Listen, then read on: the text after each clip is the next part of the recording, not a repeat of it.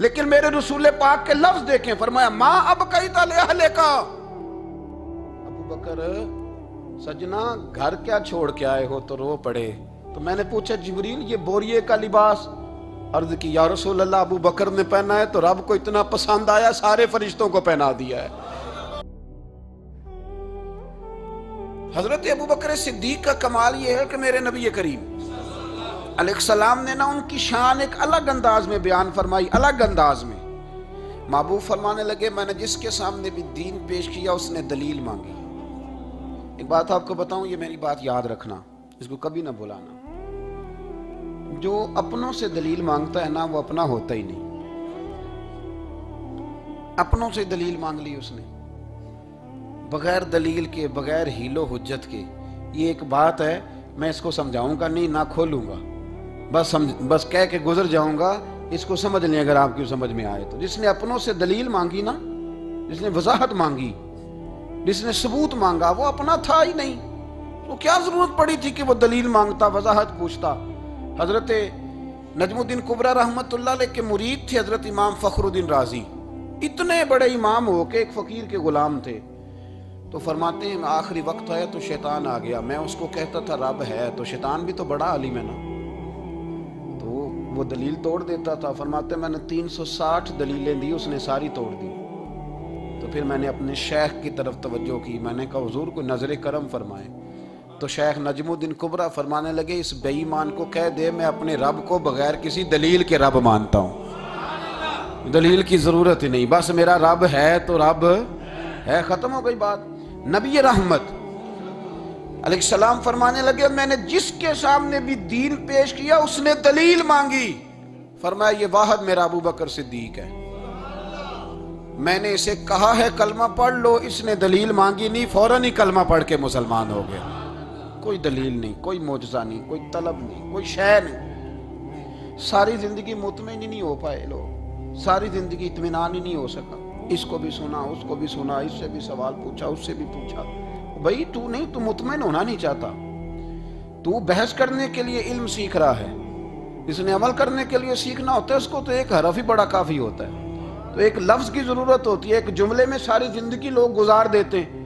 حضرت ابو بکر صدیق رضی اللہ تعالیٰ عنہ نے بحث والا دروازہ نہیں کھولا، حضور نے کہا کلمہ پڑھو تو انہوں نے کلمہ پڑھا اور مسلمان ہو گئے۔ کوئی دلیل، کوئی وضاحت، کسی چیز کی کوئی حاجت، ختم ہو گئی بات۔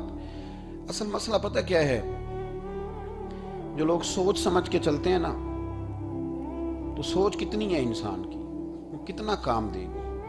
یہ جو وارفتگی ہوتی ہے نا، یہ جو محبت ہوتی ہے، یہ جو پیار ہوتا ہے، یہ زندگی کو آسان کر دیتا ہے۔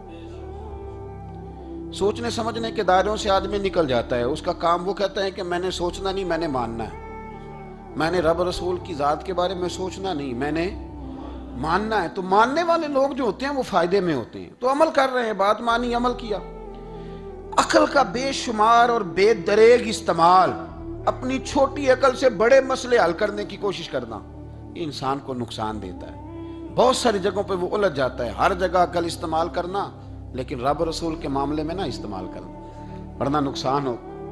عقل چھوٹی ہے اور اللہ رسول کی ذات بڑی ہے، کبھی بھی اس دائرے میں بند کرنے کی کوشش نہ کرنا۔ جناب ابو بکر صدیق رضی اللہ تعالیٰ عنہ ہر معاملے میں، ہر معاملے میں۔ ایک حدیث بخاری کی، شاید میں نے پہلے بھی عرض کی تھی، لیکن چونکہ وہ عنوان کے لحاظ سے ایک بہت بڑی دلیل ہے، دوبارہ عرض کرتا ہوں۔ نبی پاک علیہ السلام نے 1500 کے قریب صحابہ سے فرمایا تھا کہ چلو عمرہ کرنے چلیں۔ عمرہ کرنے جب ہم جاتے ہیں نا تو ہمارے گلے میں پھول بھی ڈالے جاتے ہیں، اور آپ کو پتہ ہے بتانا بھی پڑتا ہے لوگوں کو کہ میں عمرہ کرنے جا رہا ہوں۔ پھر روٹی بھی پکتی ہے، پھر سب رشتہ داروں کو پتہ بھی چل جاتا ہے، اور بندہ چلا جائے ایئرپورٹ تو احرام باندھا ہو نا، تو پتہ چلے نا فلائٹ تو 24 گھنٹے لیٹ ہے، تو جن کو حکم ہے نا کہ تم نے سی بھی نہیں کرنی وہ بھی روڑے اٹھا لیتے ہیں۔ احرام باندھا ہوا ہے، حکم ہے کہ اب تم نے کوئی جھگڑا، کوئی لڑائی، کوئی فساد ہے، تو ایئرپورٹ پہ لوگ روڑے اٹھا لیتے ہیں، کہتے ہیں ہم ایئرپورٹ بھی توڑیں گے اور فلائٹ کا جو عملہ ہے اس کا گریبان بھی پکڑیں گے، بڑا کچھ ہی دنیا کرتی ہے۔ اور اگر کسی کے پیر صاحب نے کہا ہو چلو عمرہ کریں، اللہ اکبر، اور پھر ایئرپورٹ پہ جا کے پتہ چلے کہ پیر صاحب کے ساتھ تو دھوکہ ہو گیا، بندہ غلط نکلا ہے، پیری مریدی قائم رہے گی؟ سوال ہی نہیں پیدا ہوتا، سوال ہی نہیں پیدا ہوتا۔ میرے ساتھ ایک سنگی نے ایک دفعہ بات کی, کہنے لگا جی پیر صاحب کامل نہیں. میں نے کہا کیا غلطی ان میں پائی جاتی ہے؟ کہتے میں انہوں نے پوچھ کے باہر دے پیسے جمع کرائے سن تو میرا کام نہیں بنیا. میں کہ تو پیر پڑھ لیا, تیرے تو کوئی نجومی پڑھنا چاہیے تھا, سی وہ نجومی ہونا چاہیے تھا تیرے لیے, تاکہ وہ اچھی طرح غور کرتا ہے. جی آپ کو پتہ ہے نا اہل سنت میں کتابیں بھی نکلتی ہیں. کئی لوگ کہتے ہیں جی کوئی کتاب کٹ کے دسو. میں کیوں کسی لکھی نہیں تو کٹیے کی تو کون سی کتاب ہے جو آپ کہہ رہے ہیں نکالیں اور ذرا بتائیں کہ فلانا کام میرے لیے ٹھیک رہے گا کہ نہیں. ایک استخارہ ہے دین میں, اور استخارے کا بھی بابت معاملہ یہ ہے کہ آپ نے استخارہ کر لیا, اس کے بعد بھی آپ حتمی فیصلہ نہیں کریں گے. بزرگ کہتے ہیں کہ استخارہ کر کے بھی یہ کہو کہ جی میری سمجھ میں یہ آیا ہے, باقی حقیقتوں کا علم اللہ جانے, اللہ کا رسول جانے صلی اللہ علیہ وسلم, حقیقتوں وہی جانتے. تو الجھے نہیں زندگی میں. 1500 کے قریب صحابہ تھے. حضور نے فرمایا احرام باندھو بھائی, عمرہ کرنا ہے. حدیبیہ کے مقام پہ گئے تو قریش مکہ نے روک لیا, نہیں کرنے دیں گے. جب بات بہت آگے بڑھی تو پھر شرطیں لکھی گئیں. شرطیں بڑی سخت ہیں کہ جو مسلمان مکے سے مدینے آئے گا مدینے والے واپس کریں گے, اور اگر کوئی مسلمان مدینے سے مکے چلا گیا تو مکے والے واپس نہیں کریں گے. ہم ان کے لوگ دیں گے, وہ ہمارا بندہ دیں گے نہیں. یہ شرطیں تھی. صحابہ پریشان تھے. اب جب شرطیں طے ہو گئیں, شرطیں بھی سخت ہیں, نبی کریم علیہ السلام نے فرمایا بھی احرام کھول دو, فلائٹ کل نہیں جانی, پرسوں نہیں جانی, یعنی ہم اس سفر میں عمرہ کار ہی نہیں رہے, احرام کھول دو. تو امام زرقانی کہتے ہیں سب لوگ پریشان تھے. سب سے پہلے حضرت ابو بکر صدیق اٹھے, سب سے پہلے اٹھے, اٹھ کے احرام کھولا. ایک شخص نے کہا آپ کو بڑی جلدی ہے, تو آپ فرمانے لگے جلدی والی بات ہی کوئی نہیں, حضور کے کہنے پر باندھا تھا, نبی پاک کے کہنے پر کھول دیا ہے, ختم ہو گئی بات. حضور نے فرمایا باندھ لو تو ہم نے باندھ لیا, حضور نے کہا کھول دو تو ہم نے کھول دی. جلدی والی کیا بات ہوئی؟ صحیح بخاری کے لفظ ہیں. حضرت عمر کہتے ہیں کہ میری سمجھ میں بات نہیں آتی تھی, دب کے صلح کیوں کریں, ہم تو 313 تھے, تو ہم نے بدر میں ان کو بھگا دیا تھا, اب تو ہم 1500 ہیں, تو ہم ان سے قتال کریں گے, لڑائی کریں گے, جنگ ہوگی. حضرت عمر فاروق رضی اللہ تعالیٰ عنہ فرماتے ہیں حضور نے شرطیں طے کر لیں, بات لکھی گئی. میں نبی پاک کے حجرے میں داخل ہوا, خیمہ لگا ہوا تھا. میں نے جاتے ہی اپنے جذبہ جہاد کا اظہار کیا اور بڑے جلال میں, یا رسول اللہ آپ سچے رسول ہیں؟ بالکل سچا ہوں. قرآن سچا ہے؟ بالکل سچا ہے. اسلام سچا ہے؟ بالکل سچا ہے. حضور ہم دب کے صلح کیوں کریں؟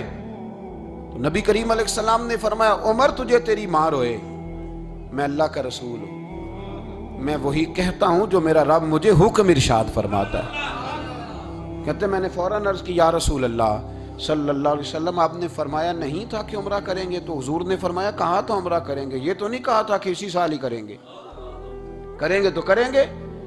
جناب عمر کہتے ہیں میں واپس تو آ گیا, پر وہ میرے اندر جو جذبہ جہاد تھا ابھی ٹھنڈا نہیں ہوا. چند قدموں کے فاصلے پہ ابو بکر صدیق کا خیمہ تھا. کہتے میں ان کے خیمے میں جھک گیا, وہی سوال میں نے دہرائے, وہی. میں نے کہا عمر ابو بکر یہ سچے رسول ہیں؟ کہا بالکل سچے, قرآن سچا ہے, سچا ہے, اسلام سچا ہے, سچا ہے, تو پھر ہم دب کے صلح کیوں کریں؟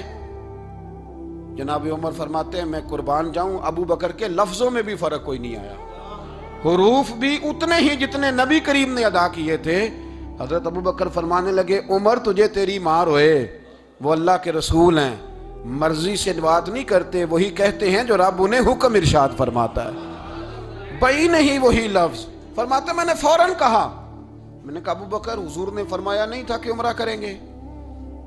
تو کہتے ہیں وہی لفظ, وہی حرف, وہی انداز, وہی طریقہ, وہی سلیقہ, وہی انداز تکلم, بالکل حضور کی اتباع میں اسی انداز میں فرمانے لگے عمر حضور نے فرمایا تھا عمرہ کریں گے, یہ تو نہیں فرمایا تھا کہ اسی سال ہی کریں گے, کریں گے تو انشاءاللہ کریں گے. فرماتے ہیں میں واپس آ کے بیٹھا تو حضرت عمر کہتے ہیں جب میرا غصہ اترا نا تو پھر میرے اندر سے آواز آئی کہ عمر ذرا غور تو کر, تو ابو بکر کے ایمان تک کبھی نہیں پہنچ سکتا, اس تک تیری رسائی نہیں ہو سکتی. میرے بھائی اتنی بحثیں ہیں ہمارے زمانے میں, اتنا الجھاؤ ہے, اتنا الجھاؤ ہے, یعنی ہر بندہ رائے کا اظہار کرنا ضروری سمجھتا ہے. ہر بندہ کہتا ہے جی میرے خیال میں, ہر بندہ کہتا ہے جی میرا ذہن یہ ہے, بلکہ کچھ تو کہتے ہیں میں اندر کی خبر نہ دوں آپ کو, یعنی اب پتہ نہیں اس کے پاس اندر کی خبریں کیسے آئی ہیں, وہ سمجھ میں نہیں آتی بات. کچھ لوگ کہتے ہیں 35-40 سال ہو گئے جی علماء کو سن رہا ہوں, میں کہتا ہوں کہ میرا تو خیال ہے کہ 35 دن بھی بندہ کسی کو سن لے تو سیانا ہو جاتا ہے. تو 35 سال سے اگر آپ کی سمجھ میں نہیں آئے تو پھر زمین ہی بنجر ہے. پھر مہربانی کریں یہ ٹائلیں اکھیڑ کے نا تو نیچے سے کچی زمین نکالیں تاکہ کوئی بات سمجھ میں آئے. اگر 40 سال ہو گئے، 40 سال میں ایک اجتماع میں حاضر تھا، ابھی بھی میں عرض کر رہا تھا، تو وہ صاحب مجھے کہنے لگے کہ حضرت صاحب میں نے نا فلاں عالم کو بھی بلایا، فلاں کو بھی بلایا، فلاں کو بھی بلایا، فلاں کو بھی بلایا، اب آپ کو بلایا ہے. تو اس طرح کر کے میرے ساتھ رویے ہیں، بڑا الحمدللہ پیار ہے. تو میں نے ان سے پوچھا آپ نماز پڑھتے ہیں؟ انہوں نے لگا نہیں. کچھ اور باتیں پوچھی تو جواب نفی میں آیا. تو میں نے کہا کہ اب آپ نے مہربانی کرنی ہے، اتنے علماء کا نام نہیں لینا، کیونکہ پھر تو بزرگوں کے بارے میں لوگ شک کریں گے کہ انہوں نے اس کو دیا کیا ہے. تو ایک بزرگ کی بات سنتے ہیں تو کئی دنوں تک وہی ہمیں بڑا تر و تازہ رکھتی ہے. اور آپ کو اتنے عرصہ ہو گیا تو آپ نے حاصل کیا کیا ہے؟ صرف باتوں کا گورکھ دھندا، لفظوں کا ہیر پھیر، جملوں کا الٹ پلٹ کرنا، یہ زندگی ہے؟ یہ زندگی ہے صرف باتیں کیلو کال سن لی آ گئے؟ نہ اس سے ذرا آگے نکلیں. عمل کب کرنا ہے میرے بھائی؟ یہ بحثیں، یہ ابحاث، یہ لمبے چوڑے معاملات، یہ طے. بزرگوں میں نا ایک صنف ہے مرید ہونا اور ایک ہوتا ہے طالب ہونا. یہ دو باتیں. یعنی آپ کہیں گئے، اس کے مرید ہو گئے، تو پھر کسی اور جگہ کسی بزرگ سے نسبت ہوئی تو وہاں آپ طالب. میرے پاس کچھ لوگ آتے ہیں کہتے ہیں آپ طالب کر لیں، تو میں کہتا ہوں آپ مہربانی کریں ایک کی نوکری کریں. وہ بڑی مشکل ہے، تو جگہ جگہ پہ جانے کی کیا ضرورت ہے؟ مطلب میں انکار نہیں کرتا کسی ایسی چیز کا جس کو بزرگوں نے رائج کیا، لیکن سمجھے نا، مطلب ایک کی بات پوری سنی نہیں گئی ہم سے. آپ خیر کی بات ہر جگہ سے سنیں، ہر جگہ سے، لیکن یہ صرف وہ تعلق بنانے کی کوشش کرنا کہ جس سے تھوڑا سا رابطہ بن جائے، جس سے تھوڑا سا تعلق بن جائے، جس سے تھوڑا سا نا پتہ چل جائے، اس سے نکلیں، سیکھنے کا ماحول بنائیں. اتنی عقل کے گھوڑے نہ دوڑائیں کہ عقل بھی بیچاری تھاکی جائے اور کوئی چیز ہاتھ بھی نہ آئے. کچھ کریں، عمل کریں. لیکن ایک جگہ پہ میں حاضر تھا تو وہاں دستار فضیلت کا جلسہ تھا، تو ایک مولانا نے تقریر کی. جس طرح تاجر کہہ لیتا ہے نا جی میں الحمدللہ اگر کمائی کرتا ہوں تو غریبوں کو بھی دیتا ہوں، سمجھا لیا نا اپنے آپ. رشوت لینے والے نے بھی ایک دلیل گاڑ لیا. وہ کہتا ہے میں امیروں سے نہیں، میں غریبوں سے نہیں لیتا. تو امیروں کا حساب لینے کی ڈیوٹی اللہ نے آپ کی لگائی ہے کہ آپ حساب کریں امیروں کا کہ وہ کیا کر رہے ہیں. یہ ہم نے نا یہ دلیلیں گاڑ لی ہیں، یہ ہم نے دلیل گھاڑ لی ہے کہ وہی اپنے آپ کو مطمئن کرنے کے لیے. میں حاضر تھا تو ایک مولانا تقریر کی جی عالم ساری رات. یہ صرف علماء کی بات نہیں، ہر طبقے نے اپنے بارے میں اس طرح کی چیزیں یاد کر لی ہیں، ہم نے رٹ لی ہیں. جیسے خامد نے یاد کر لیا ہے کہ کسی غیر کے لیے سجدہ جائز ہوتا تو اللہ عورت کو حکم دیتا، نبی پاک حکم دیتے کہ وہ خامد کو سجدہ کرے. تو بی بی نے بھی یاد کر لیا ہے کہ حضور نے فرمایا تم میں سب سے بہتر وہ ہے جو بیوی کے حق میں بہتر ہے. سب نے اپنی اپنی مرضی کی چیزیں، دوسری کی مرضی کی چیز کسی نے یاد نہیں کی، سب نے اپنی اپنی مرضی کی چیزیں یاد کر لی. تو مولانا تقریر کر رہے تھے، کہنے لگے جی حضور نے فرمایا ہے کہ عالم ساری رات سویا رہے اور عابد ساری رات عبادت کرتا رہے، درجہ پھر بھی عالم کا زیادہ ہے. پھر دوسرے آئے انہوں نے بھی اسی حدیث پہ بات کی، تیسرے آئے تو انہوں نے بھی اسی حدیث پہ بات کی. تو میرا نمبر آیا تو میں نے کہا جی یہ جو حدیث آپ سنا رہے ہیں نا، یہ حدیث بالکل ٹھیک ہے، بالکل ٹھیک ہے کہ عالم ساری رات عشاء پڑھ کے سوئے، فجر کے وقت اٹھ کے فجر پڑھے، اور عابد ساری رات نماز پڑھے تو درجہ پھر بھی عالم کا زیادہ ہے. بالکل ایسا ہی ہے. بلکہ ایک حدیث میں تو یہ ہے کہ 70 عابد بھی عبادت کرے اور عالم سویا رہے تو ان 70 سے سونے والے عالم کا درجہ. یہ بات بالکل ٹھیک ہے، لیکن میں نے کہا اس کا بھی خیال رکھو کہ یہ حدیث غوث پاک کو بھی آتی تھی، یہ غوث پاک کو بھی آتی تھی حدیث، اور بڑے عالم تھے، پر وہ تو عشاء پڑھ کے مصلی پہ بیٹھتے تھے اور فجر تک مصلی پہ بیٹھے رہتے تھے. حالانکہ یہ حدیث انہیں بھی آتی تھی، یہ حدیث خواجہ معین الدین چشتی کو بھی آتی تھی، اور وہ بڑے عالم تھے، لیکن اس کے باوجود وہ عشاء پڑھتے تھے اور فجر تک مصلی پر بیٹھے رہتے تھے. حضرت عثمان غنی سے بڑا عالم تو کوئی نہیں نہ ہوگا اس زمانے میں. حضرت عثمان غنی رضی اللہ تعالیٰ عنہ جیسا شخص تو کوئی نہیں نہ ہوگا، پر وہ عشاء کے بعد قرآن پاک پڑھنا شروع کرتے تھے اور فجر سے پہلے پہلے قرآن پاک ختم کر لیا کرتے تھے. تو دلیلیں صرف بحث کے لیے یاد نہ کریں، اپنے آپ کو بچانے کے لیے یاد نہ کریں، اپنے وجود کو سکون دینے کے لیے دلائل نہ یاد کریں. میں دین کے کس دائرے سے کس طرح بچ کے نکل سکتا ہوں اس کے لیے دلائل یاد نہ کریں، عمل کے رستے پہ آئیں، عمل کے رستے پر. جناب ابو بکر صدیق اللہ تعالیٰ عنہ کا کمال یہ ہے، زکوٰۃ کتنے فیصد دینی چاہیے؟ اللہ تعالیٰ شکر ہے 3-4 لوگوں کو تو پتہ ہی ہے نا جی, باقی بھی ان سے سن کے یاد کر لیں. کتنے فیصد ہے؟ اللہ آپ کو خوش رکھے. اب کچھ اور نے بھی پروگرام بنا لے. کتنی جی؟ چلو اب ٹھیک ہو گیا. 2.5% ہے نا جی. آپ یقین کریں کسی تاجر سے آپ بات کر کے دیکھ لیں, 6 گھنٹے مناظرے کے بعد وہ مانتا ہے کہ 2.5% دوں گا میں صحیح کہہ رہا ہوں آپ کو. وہ کہتے ہیں جی وہ تو ٹھیک ہے لیکن کچھ قرضہ بھی ہے. 2.5% زکوٰۃ ہے وہ تو ٹھیک ہے لیکن ہو سکتا ہے میری بہن بھی حصہ مانگ ہی لے, پیسوں میں سے اس کا بھی نکل, کیونکہ پروگرام نہیں نا جی, ارادہ نہیں. زکوٰۃ 2.5% ہے تو کہتے ہیں جی وہ نا میں نے تولا ہے سونا پورا نہیں بنتا ابھی, وہ تھوڑی سی کمی ہے. یہ اس وقت دلائل ہیں, اس وقت ابحاث ہیں جب دینے کا پروگرام. اور تاجروں نے اب ایک نیا سلسلہ شروع کی, کہتے تھوڑی تھوڑی سارا سال ہی دیتا رہتا ہوں, تھوڑی تھوڑی کر کے. آپ نے جس سے 5 کروڑ روپیہ لینا ہو وہ اگر کہے کہ 10,000 مہینے کا لے لو, لے لیتے ہو. ہمارے فقہاء نے تو یہ لکھا ہے کہ جب زکوٰۃ دو نا تو ایک آدمی کو ساری دو. حضرت عمر بن عبدالعزیز رحمۃ اللہ علیہ کے زمانے میں ایک آدمی کو لوگوں نے زکوٰۃ دی تو اتنی دے دی کہ اگلے سال وہ خود زکوٰۃ دے رہا تھا. بہت بڑا کاروبار اس نے سٹارٹ کر لیا تھا. معیار نہیں ہے نا جی تھوڑی تھوڑی دیتا رہتا ہوں. کئی لوگ ایسا کرتے ہیں کہ دکان میں جو پرانی چیزیں ہوتی ہیں وہ زکوٰۃ کے دور پہ دینی شروع کر دیتے ہیں. جو مال نہیں بیک رہا اس کو زکوٰۃ بنا دو. کیوں؟ دینے کا پروگرام نہیں. حضرت ابو بکر صدیق رضی اللہ, ذرا زندگی دیکھو. کہتے جس دن کلمہ پڑا 40,000 دینار تھے, اور کلمہ پڑے ابھی مجھے چند مہینے گزرے تھے, سارے مصطفیٰ کے قدموں پہ قربان کر دیے. پھر مال کمایا, پھر 4,000 دینار تھے. 4,000 جس دن ہجرت کے لیے نکلا 4,000 تھے. انہیں بھی پتا تھا 2.5% دینا چاہیے. ان کی بھی بیٹیاں تھیں, جوان بھی تھی, چھوٹی بھی تھی, ان کے بھی بچے تھے, لیکن دین کو ضرورت ہے. میرے رسول پاک صلی اللہ علیہ وسلم کے دین کو حاجت ہے. تو فرماتے ہیں اشرفیاں تھی میرے گھر میں, پیسے تھے, درہم تھے, دینار تھے. میرے والد بوڑھے تھے, ان کو خیال تھا کہ ابو بکر ساری دولت نہ لے جائیں. تو حضرت اسماء بنت ابی بکر سے جناب ابو بکر صدیق نے کہا کہ اس طرح کرنا, ایک گڑا چھوٹا سا تھا, گڑا ٹویا, اس میں پیسے ہوتے تھے. فرمایا اس میں روڑے رکھ دینا, اوپر ٹاٹ ڈال دینا. والد نابینا ہے, اگر پوچھے نا پیسے تو ان کا وہاں ہاتھ لگا دینا, انہیں پتا چلے ابو بکر سارا مال لے کے نہیں گیا. فرماتے میں ہجرت پہ جانے لگا تو 4,000 سارے ہی لے گیا. سارا مال ہی یار, یا 2.5% کے لیے رٹا پڑا ہوا ہے. 2.5% کے لیے لوگ بحث کر رہے ہیں, 2.5% کے لیے لوگ دلائل چاہیے.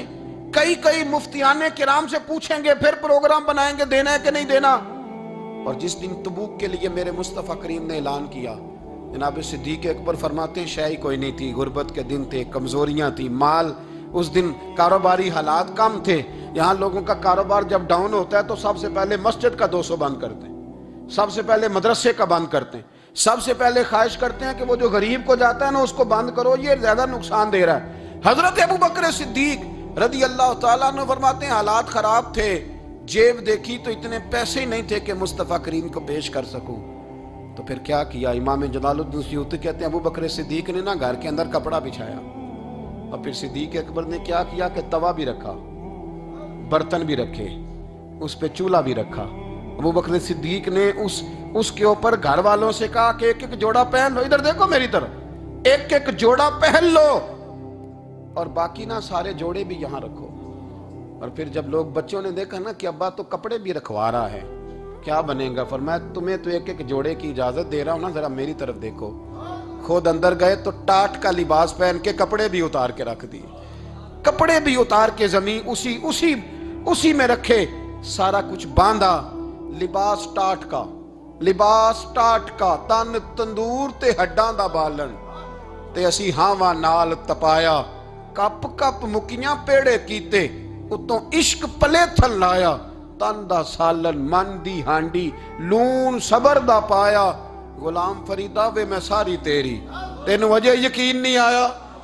ہر چیز لپیٹ کے نا تو نبی کریم کی بارگاہ میں لے گئے, ہر چیز. میرے محبوب کا بھی انداز دیکھو, فرمایا ماں اب کہتا لے اہلے کا, گھر بھی کچھ چھوڑ کے آئے ہو. دیکھیں ادھر دیکھیں, جب کوئی لاتا تھا تو حضور فرماتے تھے کیا لے کے آئے ہو, یہ کیا ہے؟ یہ پوچھا جاتا ہے کہ یہ پوچھا جاتا ہے گھر کیا ہے؟ بھئی آپ کو کسی نے کوئی تحفہ دیا تو شاپر کھول کے تحفہ دیکھیں گے یا پوچھیں گے گھر کیا ہے؟ لیکن میرے رسول پاک کے لفظ دیکھیں, فرمایا ماں اب کہتا لے اہلے کا. ابو بکر सजना घर क्या छोड़ के आए हो? तो रो पड़े, कहने लगे या रसूल अल्लाह मैं कोई गरीब तो नहीं, मैं बड़ा मालदार हूँ।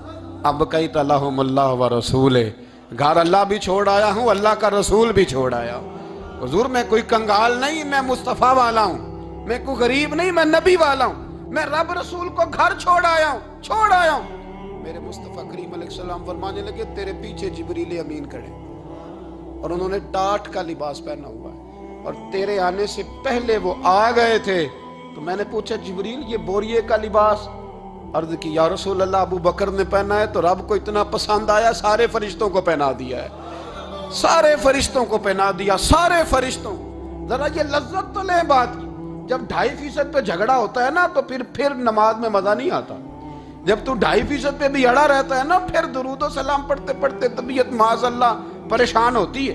जब उलझे हुए हैं ना, उलझे हुए फिर मसाइल और हैं। फिर मेरे महबूब करीम बोले मैं अबू बकर रब करीम ने एक पैगाम भी भेजा है। या रसूलल्लाह वो क्या? फरमाया रब फरमाता है कि अबू बकर से पूछ के बताएं कि इस हाल में वो रब से राजी है कि नाराज है। यहाँ इकबाल बोले, कहने लगे खुद ही को कर बुलंद इतना, खुद ही को कर, ये वो दर्जा है, ये वो मकाम है, खुद ही को कर बुलंद इतना के हर तकदीर से पहले फिर खुदा बंदे से खुद पूछे बता तेरी रजा क्या है। फरमाया रब पूछता है आप राजी हैं कि नाराज हैं। तो फिर अबू बकर सिद्दीक भी खोल के रोए, कहा या रसूलल्लाह मैं कल भी अपने रब से बड़ा ही राजी था, मैं आज भी अपने रब से बड़ा ही राजी हूं। यहां लोग लेके भी नहीं राजी होते। अबू बकर सारा कुछ दे के बड़े ही राजी है, सारा कुछ दे के। शरीयत का कायदा है कि सारा माल आप अल्लाह के रास्ते में नहीं दे सकते, कानून शरीयत है। हजरत उबई बिन काब ने कहा था या रसूलल्लाह सारा देना है। फरमाया नाम भाई चौथा हिस्सा दे, 3 हिस्से बच्चों को दे। हजरत अबू लुबाबा ने कहा था मैं इस पर दलाइल दे सकता हूँ, अहादीस मौजूद है, हुजूर सारा माल देना है। फरमाया नाम भाई चौथा हिस्सा दे, 3 हिस्से बच्चों को दे। हजरत साद बिन अबी वकाश ने कहा था या रसूल अल्लाह सल्लल्लाहु अलैहि वसल्लम मेरी एक ही बेटी है, सारा अल्लाह के रास्ते में देता हूँ। फरमाया ना 3 हिस्से बेटी को, चौथा हिस्सा दे। तेरे बच्चे लोगों के हाथ देखे मैं गवारा नहीं करता, उनसे कहा कि चौथा हिस्सा दो तब कबूल करूंगा। अबू बकर सिद्दीक से फरमाया तू सारे ले आ, तेरा सारा ही कबूल है, तू सारे ले आ तेरा। और एक लफ्ज हदीस में ऐसा है आप यकीन करें, गुलाम हूं किसी फकीर का तो जब मैं उसको पढ़ता हूं ना तो आपे से बात बाहर निकल जाती है। हुजूर का एक फरमान है जब उस पर तवज्जो आती है ना तो मतलब ये कि लफ्ज जो है ना वो टूट जाते हैं, बिखर जाते हैं और दिल कहता है कि नहीं ये जो है ना ये मिराज है, ये असल है, ये हकीकत है। वो तिरमिज़ी के लफ्ज है पर आप यकीन करें कि लगता यह है कि दुनिया मोहब्बत सारी सिमट गई इसमें। नबी करीम अलैहिस्सलाम फरमाने लगे मुझे किसी के माल ने इतना नफ़ा ही नहीं दिया जितना अबू बकर सिद्दीक के माल ने दिया। और फिर अगले लफ्ज ऐसे हैं कि रूह वजद करती है। मेरे करीम महबूब फरमाने लगे जिसका भी माल आया मैंने बेगाना समझ के खर्च किया है, और जब अबू बकर का आया है तो मैंने अपना समझ के खर्च किया है, मैंने अपना समझ के। मुझे पता है ये शिकवा नहीं करेगा, ये शिकायत, यानी इसको सारा भी तरोड़ मरोड़ लूंगा तो इसके लफ्जों पर कभी हरफ। और यार कुछ लोग होते हैं, कुछ होते हैं जो 10 देते हैं तो 20 जगह बताते हैं, जो खाना खिलाते हैं तो जिक्र करते हैं, फरमाया इसका माल मेरा माल है, मेरा, इसको सारा तोड़ के खा भी जाएंगे तो ये शिकवा नहीं करेगा, ये सारा मेरा अपना है। हजरत अबू बकर सिद्दीक फौरन बोल पड़े अर्ज की हुजूर जब मैं आपका हूं तो माल भी तो आपका ही है ना। या रसूलल्लाह जब मैंने अपना अब नहीं बचा के रखा तो फिर माल। हजरत मुल्ला मोइनुल वाइज काशफी ने लिखा है, अच्छा कई दफा ऐसे होता है मैं बात कोई और बयान करना चाहता हूँ तो शुरू मामला किसी और तरफ निकल जाता है। मुल्ला मोइनुल वाइज काशफी ने लिखा है कि वो जो सांप था ना गारे सौर में, वो 600 साल से बैठा हुआ था। हजरत ईसा अलैहिस्सलाम एक दिन पढ़ रहे थे इंजील तो आपने नबी पाक का तज़किरा पढ़ा, उस सांप ने सुन लिया तो हजरत ईसा से कहने लगा हुजूर ये बताएं कि वो नबी पाक मिलेंगे कहाँ। तो हजरत ईसा फरमाने लगे कि मक्के में आएंगे और मदीने में रहेंगे। तो कहा मुलाकात कैसे हो सकती है? फरमाया चला जा मक्के। तो वो सांप 600 साल गारे सौर में, उसने 70 जगह पे सुराख किए। कितने साल बैठा रहा? बोल के बताइए। आप 6 घंटे बैठ के दिखाएं, सवाल ही नहीं पैदा होता। हम बड़े कमजोर हो गए, हमारे लिए मामला बड़ा और तरह का है। ہماری مرضی کا کوئی بات کرے تو ہم اس سے راضی ہیں. انتظار کرنا اور یہ سارے کام کرنا یہ تو بڑا مشکل معاملہ ہے. یہ تو بڑی عجیب سی کیفیت ہے. میرے صاحب رحمۃ اللہ تعالیٰ علیہ 2015 میں کراچی تشریف لائے. میں اپنے ایک سنگی کو لے کے پہنچ گیا. چھوٹا موٹا مولوی میں بھی ہوں. صبح میں 7 بجے کے 8 بجے ہم وہاں پہنچ گئے. حضرت آرام فرما رہے تھے. نمازیں انہوں نے اندر ادا فرمائی ساری. ظہر بھی ہوئی, پھر عصر بھی ہوئی, پھر مغرب بھی ہوئی, پھر عشاء بھی ہوئی. عشاء کے بعد وہ سنگی ہم سے کہنے لگے کہ آپ کتنا انتظار کریں گے؟ تو میں نے کہا کہ انتظار تو کرتا ہے بڑا آدمی, بڑے لوگ انتظار کرتے ہیں, تو چھوٹے لوگ تو اطاعت کرتے ہیں. ہم چھوٹے ہیں تو ان کی مہربانی ہے. اگر زیارت ہو جائے تو تب بھی ٹھیک ہے. اگر وہ کہیں نہیں ملنا, میرے سنگی ساتھ موجود تھے, صبح سے گئے, شاہ کے بعد کا وقت آ گیا, نہیں انہوں نے ملنا تو پھر بھی ٹھیک ہے. وہ ہس بولے تھے وہ مہربانی, نہیں تو اساں تے لاڑ ہی لڑاؤنے نے. اس کی مہربانی ہے, اگر بات ہو جائے تو ٹھیک ہے, ورنہ کوئی معاملہ نہیں. تو عشاء کی نماز کے بعد انہوں نے ہمیں یہ کہا کہ پیغام آیا کہ محفل میں جہاں حضرت جا رہے ہیں وہیں ملاقات ہوگی. تو ہم نے کہا یہ بھی بڑی نعمت ہے. جلوہ دیکھنا بھی بہت بڑی سعادت ہے, اس لیے کہ ہمیں پتہ ہے کہ وہ کیفیت کیا ہے, رنگ کیا ہے, ان کا انداز کیا ہے. پیچھے جا کے بیٹھ گئے تو پھر ان کا حکم آیا کہ اس کو کہو ذرا آگے آئے. جب میں اسٹیج پہ گیا تو فرمانے لگے مجھے سویرے ہی پتا تھا آپ آ گئے. کوئی عرض نہیں, اتنا کوئی انتظار تو بندہ کر ہی لیتا ہے. اب یقین کریں وہ دن کی جو لذت ہے نا وہ آج تک گئی نہیں طبیعت سے, وہ سرور گیا نہیں. کبھی کبھی سوچتا ہوں کہ اس سے ڈبل بھی انتظار کبھی ہو جائے, پر ایک دفعہ زیارت پھر نصیب ہو جائے. کبھی کبھی یہ سوچتا ہوں. 600 سال وہ سام بیٹھا رہا, 600 سال, 600 سال, اور 70 اس نے سوراخ کیے غار ثور میں, لیکن وہ بھی عاشق تھا نا. اور یہاں معاملہ یہ تھا کہ ابوبکر صدیق دعا مانگ کے گئے تھے کہ میں نے کسی کو موقع نہیں دینا, ایک میں ہوں گا دوسرا میرا یار ہوگا. وہ غار ثور کی تو لذت یہ والی تھی, ایک میں ایک میرے محبوب. اس نے 70 سوراخ کیے ہوئے تھے. جناب ابوبکر صدیق نے کہا حضور آپ ٹھہریں, میں ذرا بھی آیا صفائی کر کے. تو نبی کریم علیہ السلام رکے تو حضرت ابوبکر صدیق نے کہیں پگڑی پھاڑ کے رکھی, کہیں چادر پھاڑ کے رکھی, اتنے سوراخ بند کیے تو جو ایک رہ گیا وہاں ایڑی رکھ دی. تو اب وہ سام بھی شکوہ کرنے لگا کہ یار تو بھی کوئی نرالا ہی عاشق ہے کہ میں نے تو کسر ہی کوئی نہیں چھوڑی تھی, 70 سوراخ کیے تھے اور تو نے بھی کمال ہی کر دی ہے کہ سارے ہی بند کر دیے, جو بچ گیا اس پہ ایڑی رکھ دی. اس نے پتہ نہیں کتنے ڈنگ مارے. سام کا جب ڈنگ لگتا ہے تو وجود میں بہت زیادہ گرمی پیدا ہوتی ہے, گرمی. حضرت ابوبکر صدیق کے بارے میں ہمارے شارحین نے لکھا روئے نہیں, وجود اتنا گرم ہوا کہ آنسو ٹپک پڑے. نبی کریم صلی اللہ علیہ وسلم نے فرمایا ہٹا نا ذرا پیر. پھر انہوں نے ہٹایا تو میرے مصطفیٰ میں لعاب دہن لگایا. مولا معین الواعظ کاشفی رحمۃ اللہ علیہ فرماتے ہیں کہ جب انہوں نے قدم ہٹایا نا تو پھر وہ سانپ باہر نکلا, اپنا سر نکالا اور کھڑا ہو کے حضور کا دیدار کرنے لگا. تو نبی کریم نے فرمایا تیرا کام ہو گیا, اب تو جا, مجھے اور ابو بکر کو رہنے دے. وہ نکل گیا. یہ کیفیات ہے, یہ محبت ہے, یہ وارفتگی ہے, یہ سوز ہے, یہ درد ہے. یارو یہ میں کہا کرتا ہوں کہ یہ چیز جینے کا بھی مزہ دیتی ہے, مرنے کا بھی مزہ آتا ہے, مرنے کا بھی مزہ, سرور آتا ہے انسان اس میں. جب یہ کیفیات شامل ہوتی ہے نا, رنگ اور ہوتا ہے, درد اور ہوتا ہے, ذائقہ اور ہوتا ہے, کیفیت اور ہوتی ہے, پھر کوئی شوق نہیں رہتا اعلیٰ کپڑوں کا, بڑی گاڑی کا, لمبے چوڑے معاملات کا. پھر تو انسان ڈھونڈتا پھرتا ہے کوئی مجھے محبوب کی بات سنائے, کوئی اس کی شان میں کوئی شعر سنائے, کوئی اس کا ذکر سنائے, کوئی مل جائے نا کبھی کہ میرے تار چھیڑ دے, کوئی ملے, کوئی بات کرے, کوئی ذکر کرے. پھر انسان ڈھونڈتا پھرتا ہے ان لفظوں کو, ان لوگوں کو جو پکڑ کے دروازہ رسول صلی اللہ علیہ وسلم کی بارگاہ تک لے جائیں. بڑا پیار کیا میرے قریب محبوب. حضرت علی المرتضیٰ شیر خدا فرماتے میٹنگ بیٹھی تھی بدر والے دن, ہم بات کر رہے تھے خطرہ کہاں ہے, دلیر دلیر لوگوں کی ڈیوٹی کہاں لگائی جائے. شیر خدا بھی چاہ رہے تھے کہ میں وہاں ڈیوٹی دوں گا, تو کہتے ہیں سمجھ آئی کہ سب سے زیادہ خطرہ نبی کریم علیہ السلام کے عریش مبارک کا ہوگا, حضور کے خیمے کو, چھپر مبارک کو. قریش مکہ سب سے زیادہ حملے وہاں کریں گے جہاں حضور ٹھہرے ہوں گے. طے ہو رہا تھا کس کی ڈیوٹی لگائیں, کس کو وہاں ذمہ داری سونپیں. کہتے ہیں ہم بات کر رہے تھے اور میں تیار تھا وہاں جانے کو, اچانک ابو بکر صدیق آ گئے. کیا باتیں ہو رہی ہیں؟ تو ہم نے کہا جناب ہم پروگرام بنا رہے ہیں کہ وہاں ڈیوٹی کس نے کرنی ہے. تو فرمانے لگے یہ کرنے والی بات ہی کوئی نہیں, میں نے تو عرض کر بھی دیا نبی پاک کی بارگاہ میں کہ یا رسول اللہ یہاں ڈیوٹی میں ہی کروں گا. تو حضرت ابو دردہ رضی اللہ تعالیٰ عنہ عرض کرنے لگے حضرت ابو بکر صدیق سے کہ حضور آپ کے ساتھ کون ڈیوٹی کرے گا؟ فرمانے لگے کسی کی بھی ضرورت نہیں، کوئی ماں نے لال جنا ہی نہیں، کوئی جنا ہی نہیں ماں نے لال جو ابو بکر کے ہوتے ہوئے نبی پاک تک پہنچ جائے، کسی کی جرت ہی نہیں، میں اکیلا کافی ہوں مصطفیٰ کریم کے خیمے کا پہرا دینے کے لیے۔ یہ اعزاز، یہ شان، یہ لطافت، اور میرے نبی کریم علیہ السلام نے بھی پھر حضرت ابو بکر کو چاہا تو کمال ہی کر دیا، چاہا تو کمال ہی کر دی، کمال ہو گئی۔ حضرت ابو دردہ کہتے ایک دن حضور علیہ السلام نے مجھے فرمایا ابو دردہ یہ تو نے آج کیا کیا ہے؟ حضور کیا ہوا؟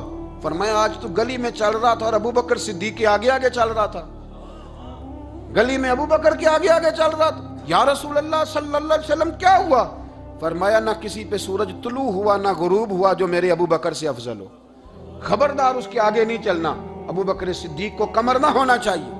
شاہ ولی اللہ صاحب نے ایک بات لکھی ہے، بڑی نرالی ہے، وہ بھی بڑی نرالی، مثل تعویذ ہوتے ہیں نا کچھ لوگ، جب بھی ملتے ہیں شفا ہوتی ہے، بڑی شاندار عجیب بات لکھی ہے۔ حضور صلی اللہ علیہ وسلم نے ایک دن فرمایا کہ وقفے سے ملا کرو محبت بڑھتی ہے، یہ حضور کا فرمان ہے، وقفے سے ملا کرو محبت بڑھتی ہے۔ قدر کھو دیتا ہے نا ہر روز کا آنا جانا، اور بڑی دلچسپ ہوتی ہیں بے ترتیب ملاقاتیں، تو کہا کہ وقفے سے ملا کرو۔ حضرت ابو ہریرہ بھی تھے، دیگر لوگ بھی تھے، حضور نے فرما دیا، حضرت ابو بکر صدیق بھی سن رہے تھے۔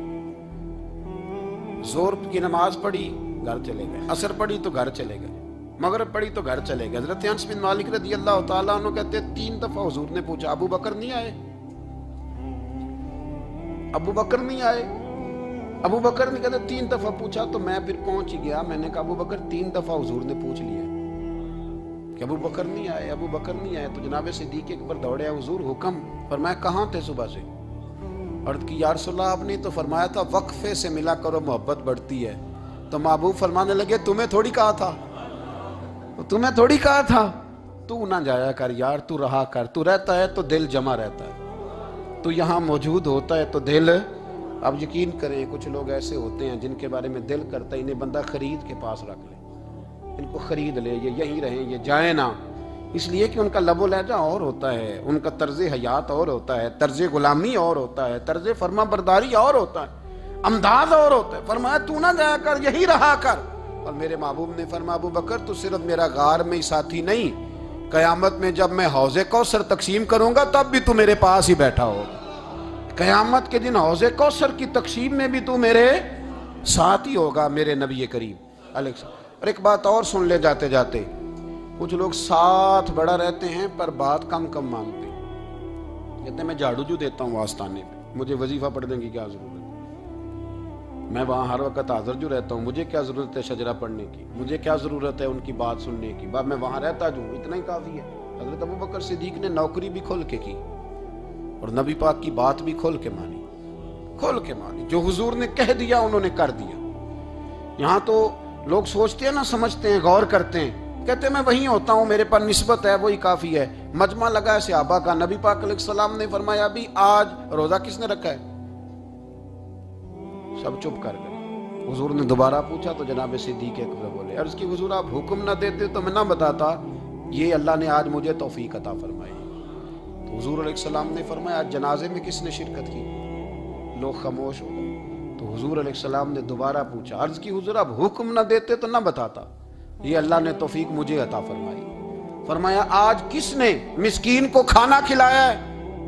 عرض کی یا رسول اللہ صلی اللہ علیہ وسلم حکم نہ دیتے تو نہ بتاتا، یہ اللہ نے مجھے توفیق عطا فرمائی۔ فرمایا کس نے آج لوگوں کو دین کی دعوت دی، اسلام کی طرف بلایا، پیغام دیا، کون ہے؟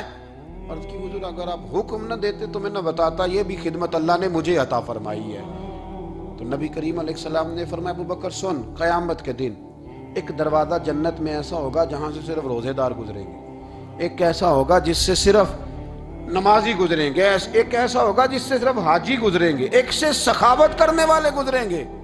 لیکن جب تو آئے گا نا تو جنت کے ہر دروازے سے آواز آئے گی کہ ادھر سے داخل ہو جا، ادھر سے ہر دروازے سے آواز آئے گی، اس لیے کہ مجموعی طور پر عمل کیا زندگی میں، مجموعی طور پر، اور اپنے لب و لہجے۔ اتنی نوکری کی حضرت صدیق اکبر نے، اتنی نوکری کی، کسی جگہ بھی کوئی دعویٰ نہیں، हुजूर ने बड़ा फरमाया है कि अबू बकर ने बड़ी नेकियां की इस्लाम के साथ। जनाब सिद्दीक अकबर का कोई दावा नजर है? ये वो मजेदार शख्स था जिसने कभी हुजूर से दुआ के लिए भी नहीं कहा, दुआ की तकलीफ भी कभी नहीं दी। मुझे हाथ उठाने पड़ेंगे, लफ्ज अदा करने पड़ेंगे, ये तकलीफ भी नहीं दी। अल्लामा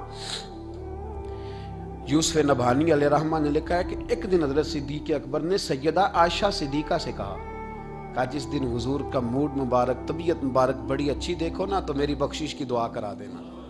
सैयद आयशा सिद्दीका से कहा, कोई लफ्ज नहीं अदा किया। लोगों को लाते, हजरत उस्मान गनी ने इनकी तबलीग पे कलमा पढ़ा, हजरत तलहा ने, हजरत जुबैर ने, इन लोगों को लाते और ला के ना उन्हें आगे बिठाते, खुद पीछे बैठ जाते। पीछे मेरे भाई दुआ के लिए भी कभी नहीं कहा। ये वो वफा है जिस वफा का दुनिया में कहीं भी कोई जवाब मौजूद है। अपने आप को मुरत्तब करें। हम लोग बड़ी बेतरतीब ज़िंदगी गुजारते हैं, बड़ी बेतरतीब ज़िंदगी गुजारते हैं। वो डंग टपाओ पॉलिसी है कि आज थोड़ा बहुत कर लें, अपने आप को राज़ी कर लें। जिस तरह बच्चे कहते हैं कि चलो आज किसी तरीके छुट्टी कर लेना, आज का दिन तो गुजरे, कल स्कूल का टाइम आएगा तो देखी जाएगी। इस तरह ना करें, मुरत्तब करें अपने आप में तरतीब दें। सारी ज़िंदगी सामने वाले की अखलाकियात ठीक करते अगर गुजर जाए तो अपना मामला रह जाता है। अच्छी सोच, अच्छा रवैया, वफादारी वाली ज़िंदगी। मैंने एक जुमला कहा है, अगर आपकी समझ में आया हो, कि अगर ये इश्क, ये वारफ्तगी, ये प्यार, ये वफा पैदा हो तो जीने का भी मज़ा आता है और मरने का भी मज़ा आता है। फिर जीना मरना बड़ा लज्जत और जायके वाला हो जाता है। दुआ है अल्लाह हमें उनके फैज़ से फैज़ याब फरमाए। आखिर दावा यानिल हम्द।